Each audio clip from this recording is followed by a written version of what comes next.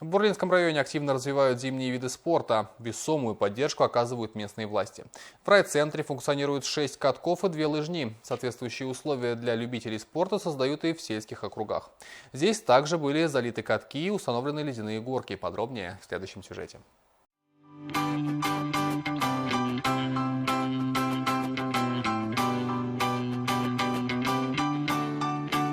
Интерес в последние годы к зимним видам спорта возрос. Лыжная секция была открыта при Дюша 3 года назад. Сейчас здесь более 30 воспитанников. В зимнее время тренировки проходят на лыжне. Для летних тренировок и соревнований приобретены лыжероллеры.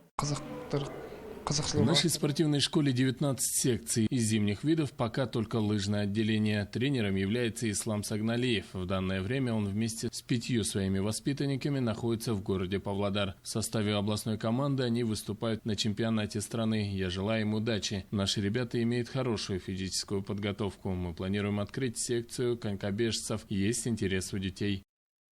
В Аксае и 13 сельских округах работают методисты по спорту. Приобретается необходимый инвентарь для занятий и проведения соревнований по лыжам и конькам. Благо, что ограничительные меры позволяют проведение массовых спортивных мероприятий на открытом воздухе. Для спортсменов и любителей в моногороде каток залит на стадионе «Жастар» возле ФОГа Карачаганак, во дворах школ номер 2 и 7 и еще 2 катка в северной части города. Помимо всего, проводятся работы по прокладке трасс для лыжников. В 2020 году был специально приобретен снегоход «Буран» для прокладывания трасс, лыжных трасс.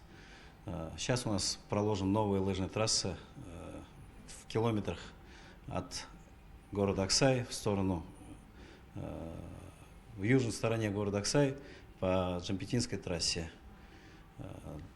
Создаются все условия для занятия зимними видами спорта. Приобретаются коньки, приобретаются лыжи, выдаются сельским округам, выдаются именно в городе Аксай.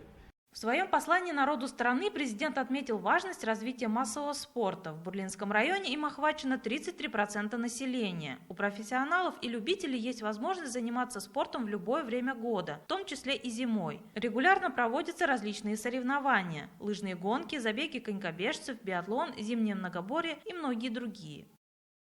Мария Пирок, Алтынбек Майкенов, телеканал Джейк.